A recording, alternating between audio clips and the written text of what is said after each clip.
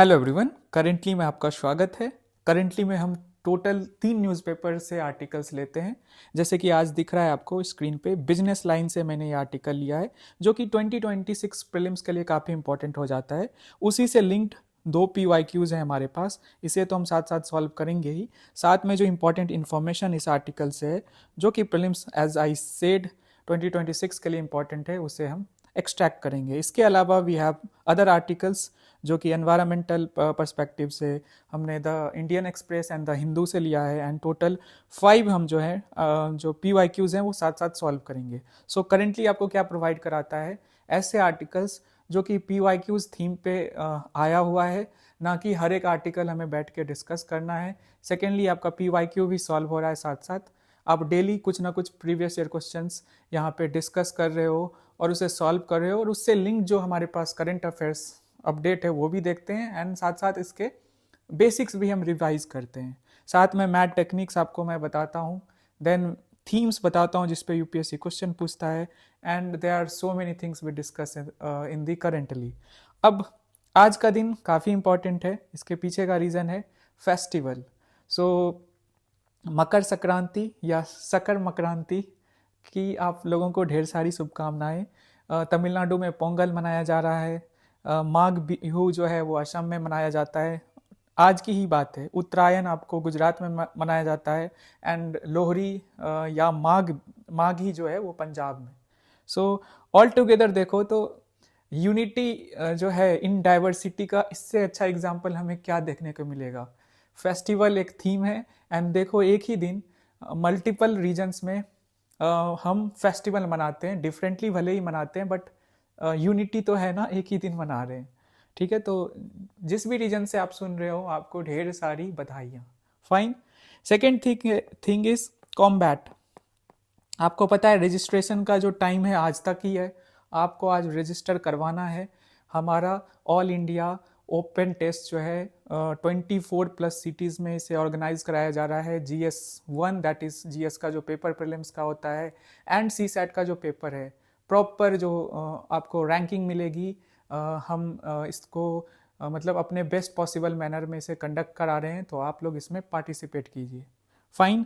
एक और चीज़ है, PDF को लेकर दिक्कत होती है, तो आज हमारी टीम से बात की जाएगी। ठीक है, अगर आपको PDF जो है टाइमली नहीं मिल पा रहा है तो इस पर हम काम कर रहे हैं, एंड आज से नहीं तो कल तक आपको सारी अपडेट दे दी जाएगी, एंड PDF आपको टाइमली मिल जाएगी। अगर फिर भी नहीं मिल रही है ना, तो @रामानाथ जूनियर मेरा टेलीग्राम ID है, आप इस पर टेक्स्ट मुझे कर सकते हो। ठीक है, अगर किसी को मैं नहीं भेज पाया हूँ तो सॉरी, आई विल ट्राई कि नेक्स्ट टाइम से मैं भेज दूँ। ओके, स्टार्ट करें हम आज का discussion. Yes, Venezuela's oil is secondary to dollar problem. So इस आर्टिकल में बेसिकली एक चीज ये कही गई है कि वेनेजुला का आप ऑयल प्रॉब्लम पे फोकस कर रहे हो। वो ऑयल जो है अपना एक्सपोर्ट नहीं कर पा रहा, बेच नहीं रहा है, इसीलिए उसकी इकोनॉमी चरमरा रही है। बट उससे बड़ा प्रॉब्लम जो आर्टिकल में कह रहा है कि डॉलर का प्रॉब्लम, डॉलर में जो ट्रांजेक्शन होती है वो इशू है बड़ा, रैदर आप जो चीज़ें एक्सपोर्ट कर रहे हो। मतलब कि डॉलर का जो डोमिनेंस है ना वर्ल्ड ट्रेड में, वो मैं डेटा के थ्रू दिखाऊंगा। बट पहले इस 2 क्वेश्चंस को हम देखेंगे, एंड तब हम इस आर्टिकल में क्या है डेटा, जो की डेटा पॉइंट्स है उसे हम डिस्कस करेंगे। ठीक है, the problem of international liquidity is related to non availability of international liquidity. देख लो इसमें से आउट ऑफ 4 ऑप्शंस कौन सा आपको लगता है करेक्ट होगा। Goods and services, gold and silver, dollars and other hard currencies, and exportable surplus. इन चारों में से डिसाइड कीजिए। 2015 का क्वेश्चन है। Then we have another question in 2019। Correct कितने स्टेटमेंट है out of this two? Most of India's external debt is owed by government entities. जो एक्सटर्नल डेट हम ले रहे हैं ना भारत में मैक्सिमम, वो हम गवर्नमेंट एंटिटीज का शेयर सबसे ज्यादा है। ठीक है, मोस्ट कह रहा है। And the second statement is all of India's external debt is denominated in US dollars. जितना भी एक्सटर्नल डेट लिया गया, चाहे गवर्नमेंट ले या प्राइवेट एंटिटीज ले, वो US डॉलर्स में ही है। आपको तय करना है कितने इसमें से करेक्ट है। हम आते हैं आज के मतलब कि आर्टिकल में की डेटा पॉइंट्स मुझे दिखाना है। वेनेजुला आपको पता है कई बार बताया गया है, 17% ऑफ वर्ल्ड्स प्रूवन रिजर्व्स है, सबसे ज़्यादा है। आपको कमेंट में बताना है कि सेकेंड थर्ड नंबर पे when it comes to proven reserves oil reserves में, तो उसमें आपको उन दो कंट्रीज़ के नाम बताना है जो कि सेकेंड और थर्ड रैंकिंग है उसकी। ठीक है, अब देखो ये सबसे इंपॉर्टेंट है जिस पे हमें फोकस करना है। जो यूएस डॉलर है ना ग्लोबल लेवल पे, 88% ऑफ ग्लोबल फॉरेन एक्सचेंज जो ट्रांजेक्शन हो रहा है वो डॉलर में हो रहा है। देखो 88% जो ग्लोबल लेवल पे इंटरनेशनल जो ट्रेड हो रहा है वो डॉलर में हो रहा है। आप समझ रहे हो कितना ज़्यादा डॉलर का डोमिनेंस है। सेकेंडली, जो फॉरेन एक्सचेंज रिजर्व्स हैं ग्लोबल, जैसे भारत का है या चाइना का है या ईयू का होगा, तो सब फॉरेक्स रखते हैं अपने पास बीओपी क्राइसिस को से बचने के लिए। वो दुनिया में 58% डॉलर, मतलब कि दुनिया भर का दिखा लो ना, कलेक्ट कर लो हर एक कंट्रीज का जो फॉरेन रिजर्व्स है, तो उसमें 58% डॉलर ही है। ठीक है, बाद में आते हैं अदर करेंसी जैसे यूरो एंड जो भी है अलग जो भी है। अब देखो इंडिया के पर्सपेक्टिव में, हमने तो ये ग्लोबल लेवल पे दिखा कि डॉलर का क्या डोमिनेंस है। इंडिया के पर्सपेक्टिव में देखते हैं। सबसे पहले क्रूड ऑयल जो है हम 85% इंपोर्ट करते हैं। एक चीज़ मैं कहना चाहूँगा, भारत की जो सबसे बड़ी, मुझे लगता है मेरे हिसाब से सबसे बड़ी इशू जो है, अगर भारत को कोई मतलब टारगेट करना चाहे भारत को, जैसे अमेरिका परेशान करता है कंट्रीज़ को, आप देख रहे हो जो बुल्ली वाला उसका नेचर है बुलिंग करने का, तो वो अगर भारत को परेशान करना चाहे तो एक कंट्री के लिए एनर्जी, जैसे कि इंडिया एक ग्रोइंग कंट्रीज है, मतलब कि ग्रोइंग मतलब सबसे ज़्यादा G20 कंट्रीज में देखो तो ग्रोथ रेट हमारी ही है ओवर द ईयर्स, अगर देखें तो कुछ ईयर्स में, लास्ट फ्यू ईयर्स में। और एनर्जी सबसे, मतलब फ्यूल सबसे इंपॉर्टेंट होता है, और 85% हम इंपोर्ट कर रहे हैं।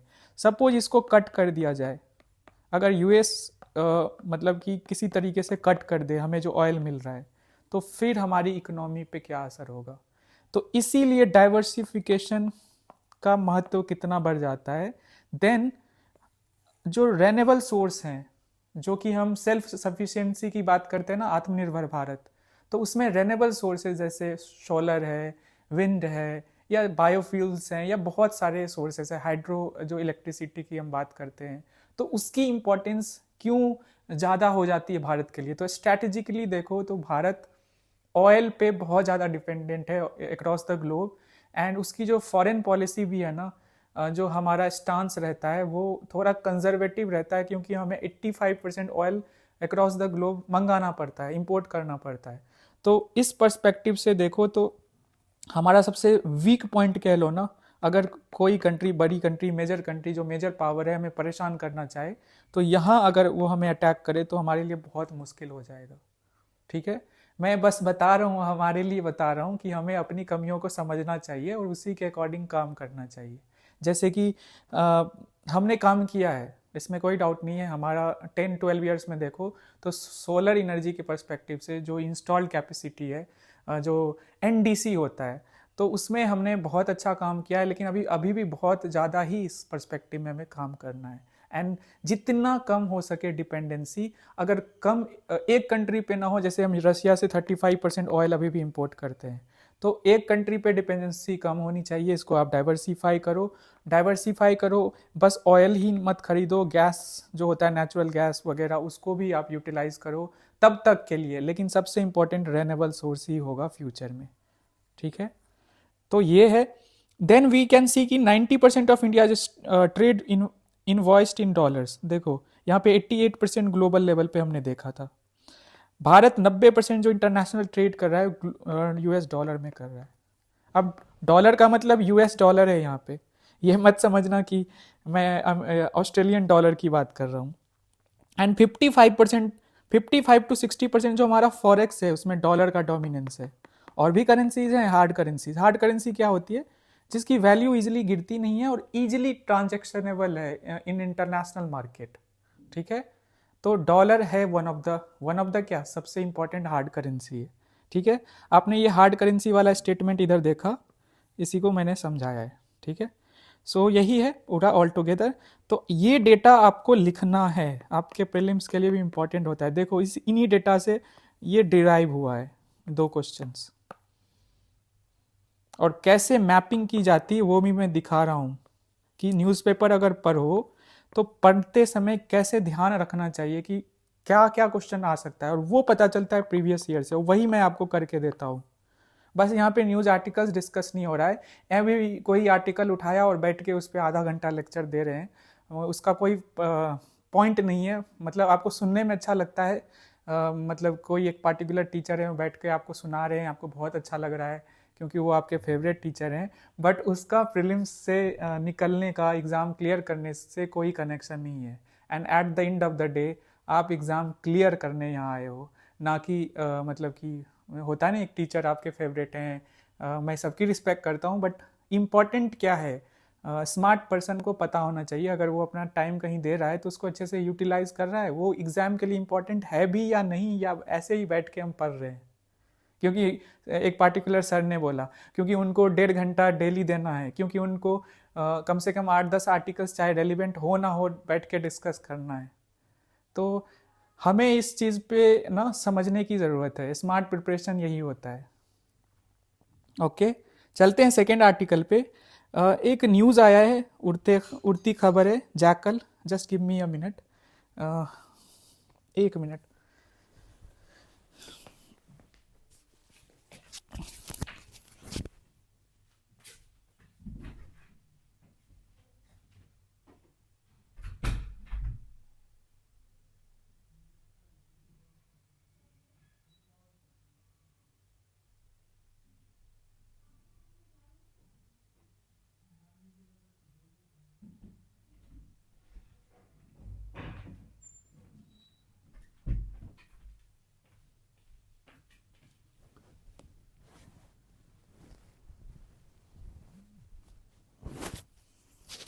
आ गया मैं,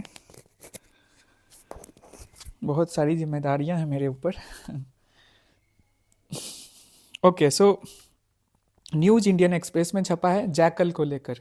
हाँ बिल्कुल, हमारे लोकल लैंग्वेज में आप जानते होंगे उनको गीदड़ कहा जाता है, सियार कहा जाता है, और गांव में वो दिखता है। और एक और कहावत फेमस है कि गीदड़ की जब मौत आती है तो शहर की तरफ वो भागता है, आप लोगों ने बचपन से ही सुना होगा।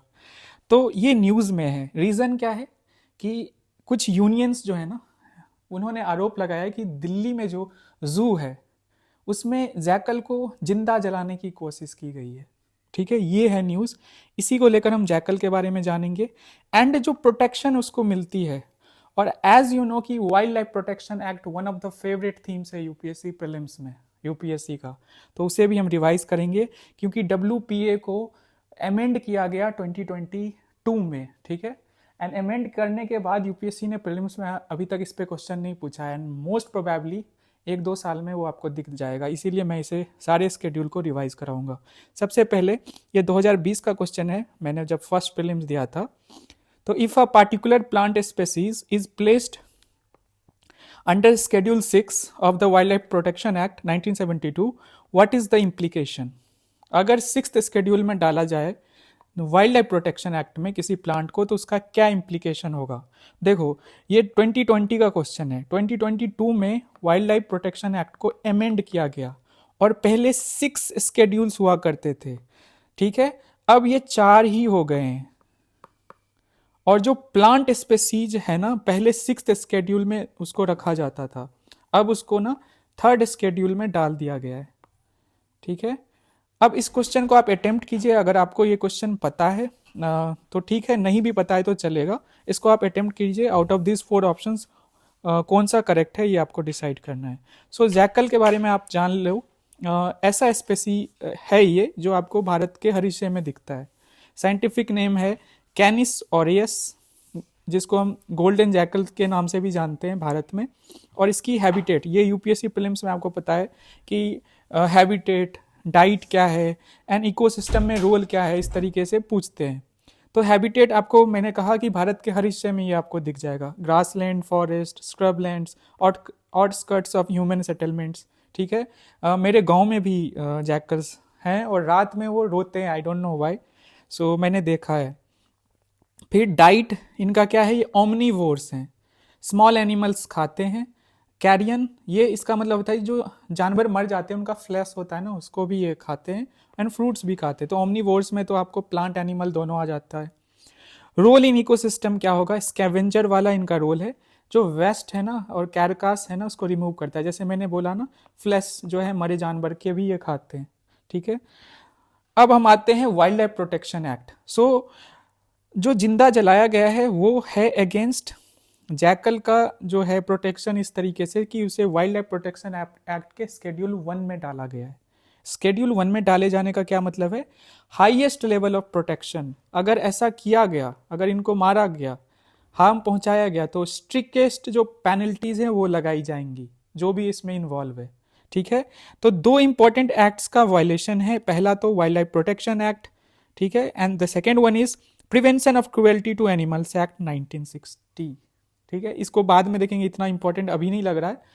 मैं अभी क्रिस्प नॉलेज देना चाहता हूँ, जो हमारे लिए इंपॉर्टेंट है ज़्यादा उस पर ध्यान देंगे। और अगर आपको समझना है तो बेसिक समझो कि जो wild prevention of cruelty to animals act का सिंपल मतलब है कि जो आप क्रुएल्टी करते हो एनिमल्स के अगेंस्ट, उस बेसिस पे जो जैकल के अगेंस्ट हुआ है, तो जो लोग इन्वॉल्व हैं उनके अगेंस्ट इस एक्ट के अंदर भी जो है, मतलब कि इस एक्ट का वायलेशन के अगेंस्ट भी उनके ऊपर जो है मुकदमा चलेगा। ठीक है, हम देख लेते हैं शेड्यूल 1, हाईएस्ट प्रोटेक्शन, जिसमें जैकल आता है और जितने प्रोमिनेंट स्पीसीज हैं most of them comes under this schedule 1। ठीक है, और सबसे ज़्यादा पेनल्टी इसी शेड्यूल के जो एनिमल्स के अगेंस्ट आप अगर कोई वायलेशन करते हैं, रूल्स तोड़ते हैं, तो आपको सबसे ज़्यादा पेनल्टी इसी शेड्यूल में होगा। फिर सेकेंड शेड्यूल में उससे कम होगा, लेकिन इसमें भी प्रोटेक्शन हाई है, 1 के कंपैरिजन में कम होगा, बट होगा। थर्ड शेड्यूल जो है ना, पहले 6th जो शेड्यूल हुआ करती थी मैंने बताया, वो थर्ड शेड्यूल में प्लांट स्पेसीज को डाला गया है। जैसे फॉर एग्जांपल ब्लू वैंडा है, रेड वैंडा है, पिचर प्लांट है, इनको इसमें डाला गया है। और अगर आप इन प्लांट्स को कल्टीवेट करना चाहते हैं, जो शेड्यूल 3 में पहले 6 में हुआ करती थी, तो आपको ना इसके लिए अथॉरिटीज से परमिशन लेनी पड़ेगी। ठीक है, protected plant species regulates collection and trade off specified plants.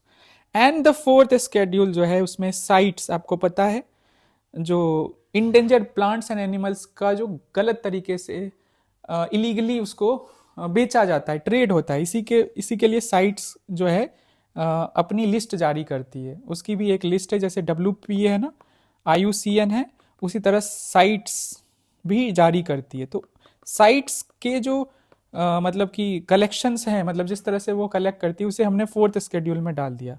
So CITES aligned regulates international trade in listed species, focus on trade control not absolute protection. अब देखो फोर्थ शेड्यूल में डाला है तो थोड़ा तो लीनियंट होगा ना अगर हम वायलेट करते हैं, पर करना नहीं है किसी को। ठीक है, मैं ऐसे ही कह रहा हूँ, अगर फोर्थ शेड्यूल में डाला है तो आपको समझने की ज़रूरत है कि हम एक तरह से जो इंटरनेशनल इस तरह के इंस्टीट्यूशंस हैं, बॉडीज़ हैं, उसको फॉलो कर रहे हैं, दिखा रहे हैं। एक और तरीका होता है दिखाने का कि आप इंटरनेशनली रिकॉग्नाइज जो लॉज हैं, कन्वेंशंस हैं, उसको फॉलो कर रहे हैं, जो अब जो लेटेस्ट अमेंडमेंट हुआ है WPA में उसमें दिख रहा है। सो साइट से अलाइन कर दिया गया। ठीक है, इतना ही है। चलते हैं हम नेक्स्ट आर्टिकल पे, ऑपरेशन गैंग बस्ट। ठीक है, ये न्यूज़ में है, क्यों न्यूज़ में है इसको भी समझेंगे, पर आपको पहले ये क्वेश्चन करना है। 2024 का ये क्वेश्चन है, operations undertaken by the army towards upliftment of local population in remote areas to include addressing of their basic needs is called. ठीक है, आर्मी जो है, अपलिफ्टमेंट ऑफ आर्मी है यहाँ पे स्टेक होल्डर, और किनके अपलिफ्टमेंट की बात हो रही है, local population in remote areas to include addressing of their basic needs. कौन सा ऑपरेशन होगा, संकल्प, मैत्री, सद्भावना, मदद। अब देखो बहुत सारे ऑपरेशंस जो है ना हम इंटरनेशनली भी लॉन्च करते हैं, ऑपरेशन दोस्त, ऑपरेशन मैत्री, इस तरीके से, वैक्सीन मैत्री, फिर वी हैव इंद्रावती, गंगा, ये सब भी न्यूज़ में रहते हैं। 7-8 ऐसे हमने स्टेप्स लिए जिससे कि भारतीय सिटीजन्स जो है ना वहाँ पे बसे हुए हैं उनको सेफली वहाँ से ला सके। अब ये विद इन इंडिया हो रहा है, उस पर क्वेश्चन आया है, इनके बारे में भी पता होना चाहिए।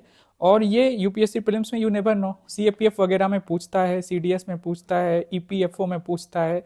तो यूपीएससी का पता नहीं, मैंने एक चीज़ नोटिस किया कि सीएपीएफ में जो लेफ्टिनेंट वगैरह मतलब कि इससे जुड़े जो क्वेश्चन होते हैं बहुत पूछे जाते हैं। यूपीएससी ने 2024 में वो क्वेश्चंस डाले थे डिफेंस रिलेटेड। तो आपको ये लिस्ट कितना बड़ा होगा, छोटा सा होगा ये लिस्ट, तो ये पता होना चाहिए। अब देखो ऑपरेशन गैंग बस्ट न्यूज में है, तो दिल्ली पुलिस ने इसे कंडक्ट किया जैसे इसमें आर्मी ने किया। ओके, और ऑब्जेक्टिव क्या है, सबसे इंपॉर्टेंट यही है, crackdown on organise crime, gangs and subversive elements in NCR, मतलब कि national capital region, that is Delhi के आसपास के इलाकों में ऑर्गेनाइज क्राइम, इस तरह के जो गैंग्स हैं active and subversive elements in NCR हैं, उनके अगेंस्ट ये ऑपरेशन लॉन्च किया गया। रिपब्लिक डे होने वाला है 26 जनवरी को, आपको पता है। तो उससे पहले दिल्ली पुलिस थोड़ी एक्टिव है। 48 घंटे का ये ऑपरेशन था जिसमें 854 पर्सन्स को पकड़ा गया, ठीक है। एंड पुलिस ने 9,000 प्लस पर्सनल को डिप्लॉय कर रखा था, और एनसीआर में जो एरिया आता है इंक्लूडिंग हिमाचल प्रदेश, पंजाब, इन सबको भी इंक्लूड कर लिया गया और इसे लॉन्च किया गया, ठीक है, समझ गए। अब हम चलते हैं नेक्स्ट आर्टिकल पे, 5th आर्टिकल। ये मेरे हिसाब से आज का सबसे इंपॉर्टेंट आर्टिकल है जिसे आपको ध्यान से सुनना है, ठीक है, अच्छे से बताऊंगा। सबसे पहले ये क्वेश्चन जो है 5th नंबर आज का 5th पीवाईक्यू जो 2021 में आया था, इसे आपको अटेम्प्ट करना है। With the reference to the urban cooperative banks in India consider the following statements, ठीक है। अर्बन कोऑपरेटिव बैंक्स के रिस्पेक्ट में आपको 3 स्टेटमेंट दे रखा है, आपको ये बताना है। So, yes, they are supervised and regulated by local boards set up by the state governments. First statement, they can issue equity shares and preference shares. Equity से कैपिटल अगर रेज करना हो तो अर्बन कोऑपरेटिव बैंक्स जो है वो equity shares and preference shares के through raise कर सकती है, मतलब इसको बेचकर। Then we have the third thing, they were brought under the purview of Banking Regulation Act 1949 through an amendment in 1966. तो बैंकिंग रेगुलेशन एक्ट के परव्यू में इसको लाया गया, अमेंडमेंट किया गया 1966 में, ठीक है। रेगुलेशन अगेन है, रेगुलेशन किस एक्ट के बेसिस पे किया जाता है, ये थर्ड स्टेटमेंट है। रेगुलेशन करती कौन है, वो फर्स्ट स्टेटमेंट है। एंड सेकेंड स्टेटमेंट में है इसके पास जो कुछ पावर्स होते हैं, जैसे कि कैपिटल अगर रेज करना हो तो अपनी इक्विटी या शेयर्स, प्रेफरेंस शेयर्स को बेच सकते हैं, ये कह रहा है। अब इसमें से कितने सही हैं आपको तय करना है। आते हैं, पहले मैं बता दूं, देखो इंडिया में ब्रॉडली बैंक्स 2 तरीके के होते हैं। मैं बताऊंगा, ध्यान से सुनते जाइएगा। इसमें ना पेज ऐड करूंगा, फिर हम आएंगे इसमें क्या चेंजेस आए वो बाद में देखेंगे। सो भारत में बैंक्स जो होते हैं 2 तरीके के होते हैं। फर्स्ट इज कॉमर्शियल बैंक, ध्यान से सुनिएगा, कॉन्सेप्ट क्लियर हो जाएगा। दूसरा है कोऑपरेटिव।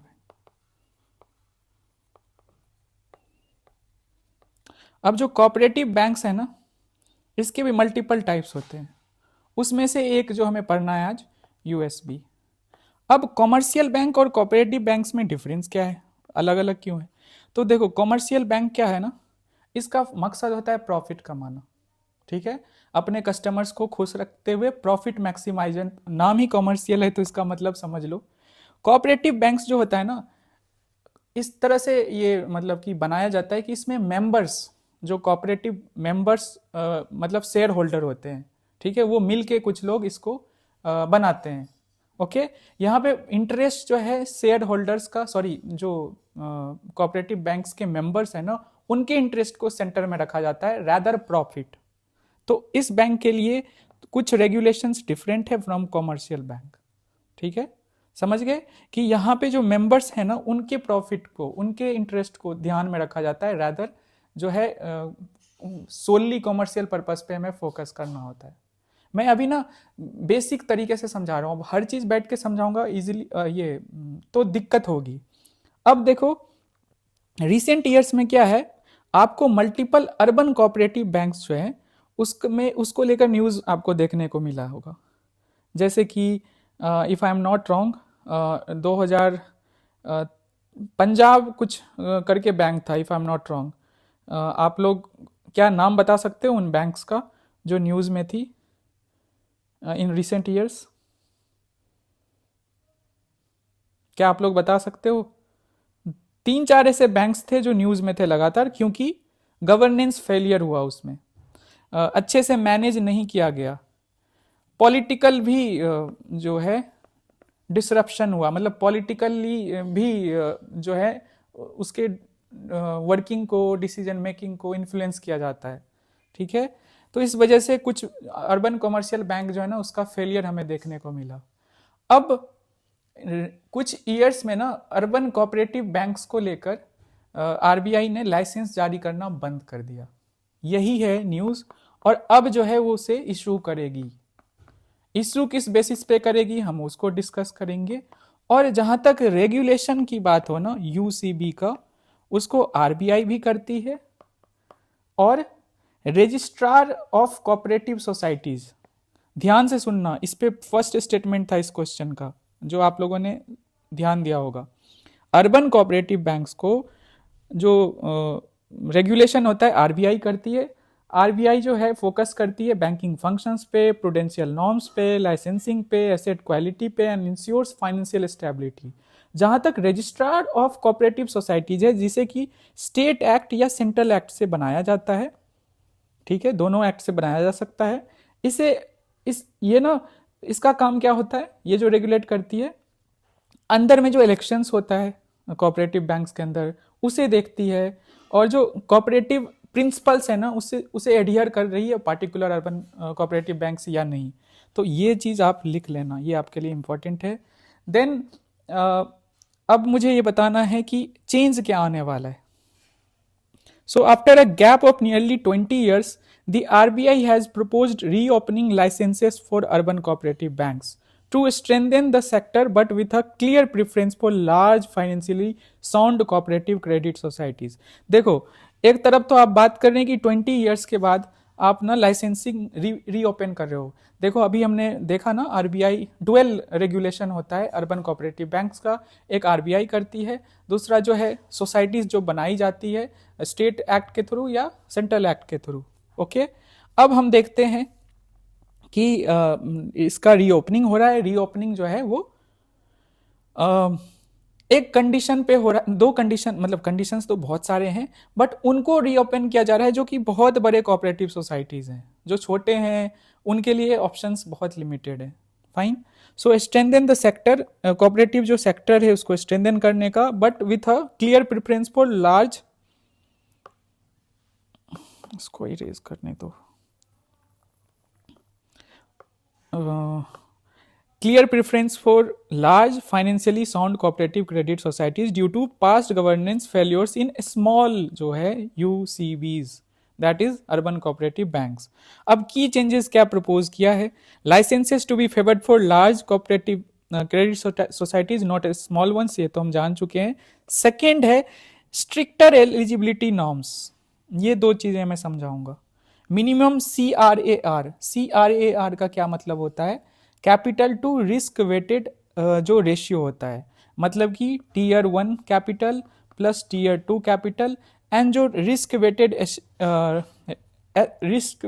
एसेट्स जो होता है ना एक बैंक का, उसको हम CRAR कहते हैं।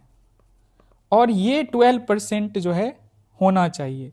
और ये हम कहाँ से, बेसल नॉर्म से ये सारी चीज़ें आई है हमारे बैंकिंग सिस्टम में, मतलब कि जो इंटरनेशनल लेवल पे जो नॉर्म बना हुआ है जिसे आरबीआई भी फॉलो करवाती है बैंक्स में, तो उसी बेसिस पे ये बना है कि हमारा टीयर 1 कैपिटल, दैट इज सबसे लिक्विड कैपिटल होता है, फिर टीयर 2 कैपिटल, और जो रिस्क वेटेड जो पूरा एसेट बैंक देती है लोन्स के फॉर्म में, उसका नेट उससे हम डिवाइड करेंगे तो CRAR आएगा, और यही है, ये 12% होना चाहिए। अब सेकेंड है नेट एनपीए।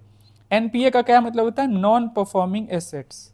ठीक है, नॉन परफॉर्मिंग एसेट्स जो बैंक के होते हैं वो bad loans, to be precise यही कह लो, बैड लोन, जो लोन उसने दे रखी है उस पर आपको इंटरेस्ट या प्रिंसिपल अमाउंट वापस नहीं आ रहा है।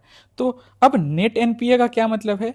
तो टोटल जो ग्रॉस लोन, ग्रॉस एनपीए है ना, और माइनस प्रोविजन। मैंने पहले भी आपको ये समझाया था, प्रोविजन का सिंपल मतलब होता है कि बैंक्स ना कुछ पैसे रख लेती है मतलब कि कह लो कि kept money aside to potential जो लॉसेस हो सकते हैं उसको ध्यान में रख के। तो नेट एनपीए क्या हुआ, ग्रॉस एनपीए माइनस प्रोविजन के जो मनी जो पैसे रख दिए हैं बैंक ने, ठीक है, ये 3% के बराबर या 3% से कम होना चाहिए। तो इस बेसिस पर अब जो है लाइसेंस देगी आरबीआई। ऑल्सो और कंडीशन है लॉन्गर ट्रैक रिकॉर्ड रिक्वायर्ड, जैसे कि at least 10 years of active operation होना चाहिए, कम से कम 10 साल से आप ऑपरेशन में मतलब आप एक्टिव हो, और 5 साल का minimum 5 years of sound financial performance भी होना चाहिए। ये 2 कंडीशंस हैं। एंड ऑल्सो इसके अलावा फोकस ऑन गवर्नेंस क्वालिटी पे भी फोकस रखना है, better board expertise and stronger management practices. So all together CRAR आपने समझा 12% के आसपास होना चाहिए, नेट एनपीए 3% से कम या ज़्यादा मतलब नहीं होना चाहिए, मतलब बराबर या कम होना चाहिए, ठीक है। और उसके अलावा 10 साल आप एक्टिव ऑपरेशन कर रहे हो, and minimum 5 years of sound financial performance है। उसके अलावा ये भी है, समझ गए यूसीबी क्या है, रेगुलेशन कौन करता है, क्या इसमें चेंजेस लाए जा रहे हैं, ये सारी चीज़ें हमें समझनी है क्योंकि 2020 प्रीलिम्स में ये क्वेश्चन आया है। नेक्स्ट आर्टिकल जो है आज का, delivery platforms to stop 10 minute service after appeal by labour ministry. इसको हम एथिकल एंगल से भी देख सकते हैं एज एन एग्जाम्पल, मतलब मेंस इनरिचमेंट की मैं बात करता हूँ ना, तो उसमें आप एज एन एग्जाम्पल इसको यूज़ कर सकते हैं। जो जितने भी ऐसे प्लेटफॉर्म्स हैं जो 10 मिनट के अंदर डिलीवरी करते हैं, नाम जोमेटो, स्विगी, जैप्टो, ब्लिंकिट, आप लोगों ने भी बहुत अच्छे से इस चीज़ को यूज़ किया होगा। पर अभी के लिए मैं कहूँगा कि लेबर मिनिस्ट्री जो है ना एक्टिव हुई क्योंकि अपोजिशन ने सवाल उठाया, और मुझे ये बहुत अच्छा एग्जाम्पल लगा कि अपोजिशन इम्पैक्टफुली कैसे लोगों की भलाई कर सकती है, ठीक है। अपोजिशन जो है ना बिना मतलब सदन को ख़राब किए, मतलब जो पार्लियामेंट्री प्रोसीडिंग्स है उसको बिना परेशान किए हुए, उसको सुचारू रूप से चालू रखते हुए कैसे एक्टिवली लोगों के कल्याण के लिए काम कर सकती है, इसका बहुत अच्छा ये एग्जाम्पल है जो मैंने नोटिस किया। मैं किसी पॉलिटिकल पार्टी का, इंडिविजुअल का नाम नहीं लेना चाहता हूँ, बट जहाँ जो अच्छा है अप्रिसिएट करो, जहाँ जो खराब है वो भी बोलो, कोशिश करो किसी के बारे में बुराई ना करे, पर एज अ एक्टिव सिटीजन कह लो, मतलब कि नॉलेजेबल, हमारे पास इतनी नॉलेज है तो हमें इतना जो है दिखता है तो हमें अच्छी चीज़ें भी बोलनी चाहिए, ठीक है। सो पहले तो अपोजिशन ने दबाव बनाया, ठीक है, एंड नायाब तरीका अपोजिशन ने इसके लिए यूज़ किया, एंड देन लेबर मिनिस्ट्री जो है उसने बातचीत की इन प्लेटफॉर्म से, और 10 मिनट वाला जो सर्विस है इसे जो है इन प्लेटफॉर्म्स ने बोला कि हम इसे बंद कर देंगे, ठीक है। So delivery platforms stopped 10 minute delivery promises after government intervention due to worker safety and health risk and accidents faced by gig workers, ठीक है। सो इसको एथिकली हम देखें तो एक तरफ तो सेफ्टी है उनकी, गिग वर्कर्स की, समझते हो ना गिग वर्कर्स, ओके, बेसिक चीज़ है, और उनकी जो सेफ्टी है कह लो या हेल्थ रिस्क है, ये सारी चीज़ों को ध्यान में रखा गया। रैदर इनोवेशन, ये क्या है, इनोवेशन ही है ना 10 मिनट में आपको सर्विस प्रोवाइड कराना, तो उस इनोवेशन को बैलेंस करना पड़ेगा ना वर्कर्स के हेल्थ से, उनके रिस्क जो है वो मैनेजमेंट हमारा होना चाहिए अच्छे से, कि ऐसा ना हो कि उनकी लाइफ को ही डेंजर में डाल दिया जाए, ओके। सो एथिकल इशू था speed and profit versus human safety and dignity, उस ऐसे मायनों में भी इस एग्जाम्पल को यूज़ कर सकते हैं। वैल्यूज इन्वॉल्व क्या हुआ, empathy, responsibility and compassion. Ethical governance में हम moral persuasion by the state to protect vulnerable, हाँ हमारी लेबर मिनिस्ट्री ने इन कंपनीज को क्या किया, एक तरह से परसुएशन का एग्जाम्पल यूज़ कर सकते हो, बट मिनिस्ट्री से ज़्यादा मुझे लगता है अपोजिशन ने अच्छे से इस मुद्दे को उठाया, ठीक है। एंड लेसन क्या कर सकते हैं, in ends efficiency do not justify means, ये इसमें भी इस एग्जाम्पल को, GS3 में तो गिग वर्कर्स हैं ही, बट यहाँ पे मुझे एथिकल एंगल ज़्यादा लग रहा है, that's why I brought this thing. So आपको अगर वीडियो अच्छा लगा हो, डिस्कशन अच्छा लगा होगा, एक्सप्लेनेशन अच्छा लगा होगा, एंड यू नो कि क्या करता हूँ मैं, पहले तो आर्टिकल करेंट का, then PYQ linking, and then basics, और उसके साथ साथ करंट अफेयर्स में क्यों है। तो ये तरीका जो है ना CSP हुआ करता था जो मैं यूज़ करता था, एंड बहुत सारे बच्चों को ये पसंद था 2025 प्रीलिम्स के दौरान, उसी का एक एक्सटेंडर कह लो, मतलब कि बृहद तरीके से मैं इसे इंट्रोड्यूस किया हूँ, और आई होप आप लोगों को ये अब अच्छा लग रहा होगा। 5 क्वेश्चंस आप प्रैक्टिस करना और मैं आंसर्स बता देता हूँ। जो ये 5th क्वेश्चन है, they supervised and regulated by local board set up by the state governments, ये इनकरेक्ट है, क्योंकि मैंने बताया कि आरबीआई भी है इसमें इन्वॉल्व, तो डुअल रेगुलेशन होता है। यस, इशू कर सकते हैं इक्विटी एंड शेयर, ये सही है, कोऑपरेटिव बैंक्स ये कर सकती है। एंड थर्ड थिंग, रेगुलेशन की जहाँ तक बात है तो ये भी सही है, मतलब second third is correct and first is incorrect, so option will be B. Okay, हम आते हैं फोर्थ क्वेश्चन पे। ऑपरेशन सद्भावना है, आप लोगों को पता होगा, इस पे ज़्यादा सोचने की ज़रूरत नहीं है। Then we have this question. हाँ, ये क्वेश्चन आउटडेटेड है अगर स्केड्यूल की बात करें तो। अगर आपने किया है तो बहुत अच्छी बात है, नहीं किया है तो उस केस में बता दूं कि a license is required to cultivate that plant. मैंने बोला ना स्केड्यूल 3 के लिए भी ये बातें तो मैंने बताई थी। फिर we have these two question हम देखते हैं। Problem of international liquidity is related to the non availability of dollars and other hard currencies. Hard currencies बता दिया एंड डॉलर्स, ऑब्वियसली कि इंटरनेशनल लिक्विडिटी जो है ना, आप हार्ड करेंसीज कितनी प्रेजेंट है, ठीक है, उसको कितने अच्छे से ढंग से यूज़ कर रहे हो, ये सारी इससे पता चलता है कि किस चीज़ की नॉन अवेलेबिलिटी होगी तो इंटरनेशनली आप जो है ट्रेड करना मुश्किल होगा। And the second one is most of India's external debt is owed by government entities. ये एक्स्ट्रा इन्फॉर्मेशन मैं दे देता हूँ, नहीं, ये प्राइवेट एंटिटीज ने ज़्यादा जो है एक्सटर्नल डेट ले रखा है। हाँ, डॉलर का रोल होगा बट ले रखा है गवर्नमेंट से ज़्यादा। यूजुअली हम यही सोचते हैं ना, गवर्नमेंट ज़्यादा लेती है, नहीं, प्राइवेट एंटिटीज़, ठीक है। ईसीबीज का नाम सुना होगा, एक्सटर्नल जो है कमर्शियल बोरोइंग्स, या बहुत तरीके होते हैं। All of India's external debt is denominated in US dollar. अब देखो यहाँ पे तो मैड सीधा लगेगा, all of India's external debt is denominated in US dollar. जितना भी हमने लोन ले रखा है बस डॉलर में ही ले रखा है, ये तो गलत होगा। सॉफ्ट लोन जो हम इतना जापान से लेते हैं वो डॉलर में होता है क्या? इतना बस लॉजिकली सोचो। और 1 रुपए भी, मतलब मतलब यूनिट करेंसी भी हम दूसरे अदर देन डॉलर का हम लेंगे तो वैसे भी ये गलत हो जाएगा स्टेटमेंट। तो फर्स्ट भी गलत है एंड सेकेंड भी गलत है, सो आंसर डी होगा। आप लोग कमेंट सेक्शन में बताओगे कि कितना आपका करेक्ट हुआ। मैं कोशिश करता हूँ डेली न्यू PYQs में ला सकूँ, सो दैट आपकी PYQs प्रैक्टिस भी साथ साथ चलती रहेगी। और PDF के प्रॉब्लम को लेकर भी ज़्यादा सोचना नहीं, वो भी आएगा। और फोकस मैगजीन भी आएगा, क्रिस्प मैनर में जो इंपॉर्टेंट चीज़ें हमने पढ़ी है वो सारी चीज़ें आएंगी। आपको निश्चिंत होकर पढ़ाई करना है, जितना पढ़ा रहा हूँ उस पर फोकस करना है, जितना बोल रहा हूँ प्रैक्टिस करने उतना करना है। और 1-1.5 घंटे की जो वीडियोस बैठ के देखते हो, अगर आप इस चीज़ को कर रहे हो तो मैं कहूँगा अगर आपके लगता है यूज़फुल तो डेफिनेटली कीजिए। पर एक चीज़ ध्यान में रखिए, पढ़ाई का कोई लिमिट नहीं है। अगर हर चीज़ इम्पॉर्टेंट होता तब तो मतलब सोच लो ना लॉजिकली, मैंने शुरू में इसे क्यों कहा। तो आपको थोड़ा समझना चाहिए कि जो इम्पोर्टेंट है उस पर ध्यान देंगे, रैदर हमें ना कहानियाँ सुनने नहीं आनी है, मतलब मज़ा नहीं करना है, ठीक है। पढ़ाई मतलब मज़ा करो, बट पढ़ाई इज़ नॉट लाइक कि बैठ के हम सुनते रहें स्टोरीज। हाँ, और एक और चीज़ है, मैं भूल गया कहना कि यूपीएससी ने नोटिफिकेशन को आगे बढ़ा दिया है, डेट को। मैंने जो कुछ सालों में नोटिस किया है, एक कोविड के समय में एग्ज़ाम को पोस्टपोन किया गया था, प्रीलिम्स एग्ज़ाम को। सब्सिक्वेंटली मेंस को भी करना पड़ा 2020 में एंड 2021 में, मुझे अच्छे से याद है।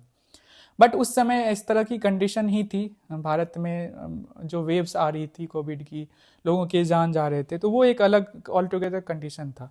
अभी ये जो पोस्टपोन किया गया ना, इसका मतलब ये मत समझ लेना कि एग्ज़ाम, प्रीलिम्स एग्ज़ाम भी पोस्टपोन कर दिया जाएगा। नहीं नहीं, ऐसी गलती मत करना, अच्छे से पढ़ाई कीजिए। यूपीएससी 24 मई को ही प्रीलिम्स लेगा। ये आपको मे भी अच्छा ना लग रहा हो सुनने में, बट ये फैक्ट है। Okay, first thing. Second thing, अगर इस डेट को पोस्टपोन किया गया है फॉर्म फिलिंग के, तो जिन लोगों के जो होते हैं ना, आप लोग अपने सर्टिफिकेट्स बनवाते हो, जैसे OBC, SC ST, EWS या अदर कैटेगरीज के जो लोग हैं, तो उनको अच्छा हुआ कि ज़्यादा समय मिल जाएगा। बहुत सारे लोगों के डाउट्स मेरे पास आते हैं कि सर मेरा नहीं बना है, तो कितने दिन में बन जाएगा, और इश्यूज आ रहे हैं, तो उस पर्सपेक्टिव से सही है। बट एग्ज़ाम जो है ना बिल्कुल पोस्टपोन नहीं होगा। मैंने बहुत सारे वीडियोस कल देखे हैं, इवनिंग में ऐसे सर्कुलेट करने लगे कि क्या होगा, कैसे होगा, बहुत सारे स्पेकुलेशन, इन सब में नहीं पढ़ना है।